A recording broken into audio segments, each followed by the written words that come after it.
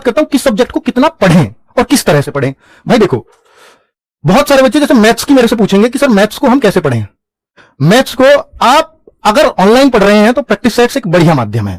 Practice sets का तरीका मैंने आपको कई बार बताया हुआ है कि पहले आप क्लास को रोकें अगर लाइव ले रहे हैं, और फिर खुद सॉल्व करें और फिर देखें अगर जरूरत लगती है टीचर की, तो वो प्रैक्टिस सेट को करने का तरीका है।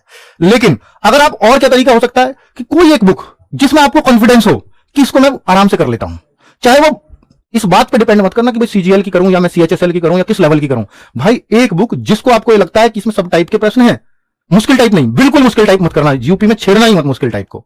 इसमें सब टाइप के प्रश्न है ऑलमोस्ट जो ज्यादा चलती हैं, और इस बुक को पतली भी है भाई, 200-300 पेजेस से ज्यादा की बुक मैथ्स की मत पढ़ना यूपी पुलिस में, मैं बता रहा हूं आपको। और आपने उस बुक को 2 से 3 बार कर देना है, तो आप देखना मैथ्स में आपका कॉन्फिडेंस बूस्ट करेगा एकदम से। और हमेशा कॉन्फिडेंस बुक से आता है, याद रखना। सीख सकते हो आप वीडियो से, लेकिन कॉन्फिडेंस नहीं आएगा। कॉन्फिडेंस बुक पैदा करती है आपके अंदर, ठीक है। तो मैथ्स को ऐसे पढ़ें। रीजनिंग की अगर मैं बात करता हूं मेरे भाई, तो रीजनिंग की अगर आपने एक एक बार सब्जेक्ट को पूरा कर लिया है तो आप ये जरूर देखें कि यूपी के अंदर रीजनिंग में कुछ सवाल थोड़े से अलग हैं, उनको यूट्यूब से सीख लें, यूट्यूब वीडियोस या कोर्स जिससे भी आप सीखना चाहते हैं उनको जरूर सीख लें। उन क्वेश्चंस की प्रैक्टिस जरूर बुक से करें, या आपका टीचर अगर आपको प्रोवाइड करा पाता है वो क्वेश्चन तो उनको करें। बट रीजनिंग को क्लासेस बहुत ज्यादा ना देखें। इवन यूट्यूब के प्रैक्टिस सेट भी मैं बहुत रिकमेंड नहीं करता रीजनिंग में। रीजनिंग में मैं एक ही चीज कहता हूं कि अगर आप रीजनिंग के मॉक अलग से लगा दो, रीजनिंग का तो इतना करना, रीजनिंग रोज पढ़ने की भी आवश्यकता नहीं है, बस रीजनिंग की प्रैक्टिस रोज करने की आवश्यकता है। बिल्कुल वो सलाह दे रहा हूं बच्चों, जो बहुत ही ईमानदार कोई व्यक्ति होगा वो सलाह दे सकता है कि बच्चों का एग्जाम कैसे निकले, वो सलाह दे रहा हूं। रीजनिंग को आप रोज यूट्यूब वीडियो से पढ़ो, मैं बिल्कुल रिकमेंड नहीं करता। एक बार पढ़ लिया काफी है, अब बस इसकी प्रैक्टिस करनी है। और प्रैक्टिस कैसे करनी है, अगर आप 55 क्वेश्चन का सेट रोज लगा लो और 1 घंटा टाइम लगा के, तो भाई इससे बेहतरीन कुछ नहीं हो सकता। और टारगेट ये रखो कि एक दिन 50 प्लस इसे पहुंचा के रहूंगा।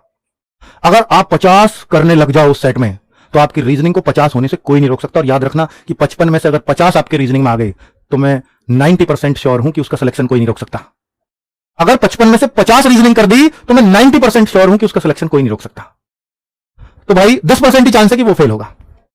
अगर क्या मैथ्स को कम समय देना चाहिए बच्चों को मन में, अब देखिए मैथ्स हो गया, रीजनिंग हो गया, हिंदी के लिए बच्चों आप ना जो टॉपिक आपके सिलेबस में दिए हैं उन टॉपिक को एक बार अच्छे से, चाहे आपको ये कहो कि सर वो 3-3 घंटे की एक एक टॉपिक पे वीडियो ले रखी है, मैं वो देखूं क्योंकि गहराई से पढ़ाया होगा, बेसिक से पढ़ाया होगा, वो देखूं, या किसी ने 1-1 घंटे की वीडियो एक एक टॉपिक पे ले रखी है, वो भी काफी है भाई, वो भी काफी है।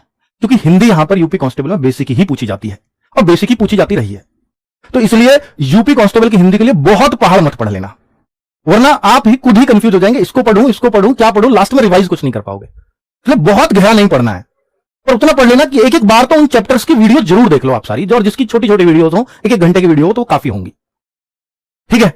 तो अगर मैं हिंदी में कहूं तो इतना कर लेना। उसके बाद तो फिर आपका वोकेबुलरी जैसे पर्यायवाची थोड़े देखते रहो, कभी विलोम शब्द देख लो, कभी नजर पड़े तो कभी मुहावरे देख लो, क्योंकि ये चीजें ना पर्यायवाची, मुहावरे, विलोम शब्द ये एक दिन में याद नहीं होते, इनको रोज नजर से बस एक एक बार उतारते रहो, फिर याद रह जाते हैं। कि कभी जब मन किया खोल दिया, एक बार इस पेज को पढ़ ही लेता हूं, और पढ़ के ये सोचो मुझे याद होगा नहीं, फिर किस दिन मन किया फिर उस पेज को दोबारा पढ़ लो, तो वो फिर याद रह जाते हैं। और दोबारा में नहीं, ऐसे 4-5-6 बार अगर उसे रिपीटेशन करोगे तो हिंदी की चीजें ऐसे ही याद रह जाती हैं। ये एक सबसे अच्छा तरीका होता है, ठीक है। अब अगर मैं बोलूं बच्चों कि जीएस ऐसा सब्जेक्ट है जो आपको लास्ट दिन तक परेशान करता रहेगा। आपको मैं कितनी भी स्ट्रेटजी इसमें क्यों ना बता दूं, फिर भी लास्ट में आप यही पूछोगे सर जीएस को कैसे करें। जीएस की तरफ से टेंशन है, बाकी 3 सब्जेक्ट ओके हैं, ये आप कहोगे। पर भाई जीएस के लिए ना, अगर आप, मैंने बोला येलो बुक एक बार पढ़ ली, और साथ में जो इसकी स्पेशल टॉपिक्स की बुक है अगर वो एक बार पढ़ ली, बहुत पतली है स्पेशल टॉपिक्स की, तो आप किसी से कम नहीं करके आओगे जीएस। और जीएस का ये कहोगे कि मेरी कमजोर है, इसको कहना बंद कर दोगे। इतना ही बहुत है यूपी में जीएस के, बहुत ज्यादा नहीं, 200 कुछ पेज की शायद येलो जी के है, और वो तो बहुत कम पेज की, 120-125 पेज की है स्पेशल टॉपिक्स की। तो इतना पढ़ने से अगर वो रट सकते हो तो बेहतरीन है, उससे बढ़िया कुछ नहीं हो सकता। वो मेरी बुक है शायद, मैं इसलिए बढ़िया बता रहा हूं, पर नहीं, आज सारी बातें ईमानदारी से बता रहा हूं, कोई भी बायस्ड आपको मैं नहीं मिलूंगा। आप कहो कि सर लूसेंट अच्छी है, तो लूसेंट अगर पढ़ सकते हो तो अच्छी है, लेकिन लूसेंट मोटी है, शायद इसलिए ना पढ़ पाओ। इसलिए मैं कह रहा हूं कि थोड़े कम पेज हैं, और वो सारा क्रक्स जो कांस्टेबल को जरूरत है, ये लोगों के लिए फेमस है, ठीक है। अब जीएस के लिए बता दिया। अब बहुत सारे बच्चों की क्या है कि क्या मैं मैथ्स को कम समय देना चाहिए, क्योंकि मैथ्स केवल 20 क्वेश्चन है। ये गलती मत करना बच्चों, क्योंकि मैंने बोला रीजनिंग में आपको बहुत समय नहीं देना। आपने एक बार पढ़ लिया, 1 घंटा आप दे दो रोज उसका मॉक टेस्ट लगा के। हिंदी में 1 घंटा रोज पढ़ लो आप, जीएस और मैथ्स, यही टाइम बचा। अगर मैथ्स में आप अपने आप को कमजोर समझते हो, तो फिर मैथ्स के टोटली 14-15 चैप्टर में आपको गिनती के दे दूंगा, और उनमें से भी 8-10 दे दूंगा छांट के। उन 8-10 को अगर आप कर लो तो मैथ्स में 20 अगर क्वेश्चन आए तो आप 15-16 करा के आ जाओगे, अगर मैथ्स आपका कमजोर है तो फिर वैसी स्ट्रेटजी अपना लेना कि ये 10 चैप्टर बिल्कुल अच्छे कर लूंगा। तो मैथ्स को वैसे करना, और फिर मैथ्स को 2 घंटे रोज देना है आपका, भले ही ये सबसे कम मार्क्स का है, लेकिन समय इसको बराबर चाहिए। मैथ्स ऐसी चीज है कि समय कम का है तो इसको, सॉरी, मार्क्स कम का है तो इसको समय कम दे देता हूं, पर नहीं, ये आपका सिलेक्शन रुकवा देगा। यही वो चीज है जो सिलेक्ट कराएगी आपको। जीएस सबकी डाउटफुल होती है, हिंदी सबकी अच्छी होती है, रीजनिंग सब लगभग एक जैसा करते हैं।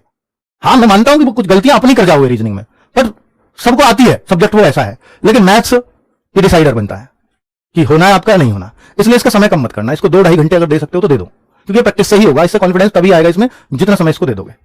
ठीक है, मैथ्स की आपके यूपी पुलिस की जो हमने बुक निकाली वो मोर देन सफिशिएंट है, उसको 2-3 बार कर दो। ठीक है, अगर कर सकते हो तो। बच्चों की सबसे बड़ी गलती क्या है? बच्चों की जो सबसे बड़ी गलती है ना बच्चों, वो आप लोगों की, आप ये पहले ही डिसाइड कर लेते हो कि मेरा जो ये सब्जेक्ट है ना ये कमजोर है, और आप उस कमजोर कह के करने अपने दिमाग को रटवा देते हो वो बात कि जैसे कोई जीएस वाला है वो जीएस को कमजोर कही जाएगा, मैथ्स वाला है वो मैथ्स को कमजोर कही जाएगा। भाई आपके पास ये देखो 4 से 5 महीना है, मैथ्स 3 महीने मांगता है। अगर आपने ढंग से 3 घंटे रोज दे दिया तो 3 महीने में आप खुद कहने लग जाओगे 18 करके आऊंगा 20 में से। जीएस को अगर आपने, मैंने 2 चीजें बताई आपको, अगर उन 2 बुक्स को आपने कर लिया, भाई 60 दिन में पढ़ देगा बच्चा उन 2 बुक्स को, 60 दिन, और अभी टाइम के साथ फिर रिवाइज भी कर लेगा। आप कमजोर नहीं कह सकते।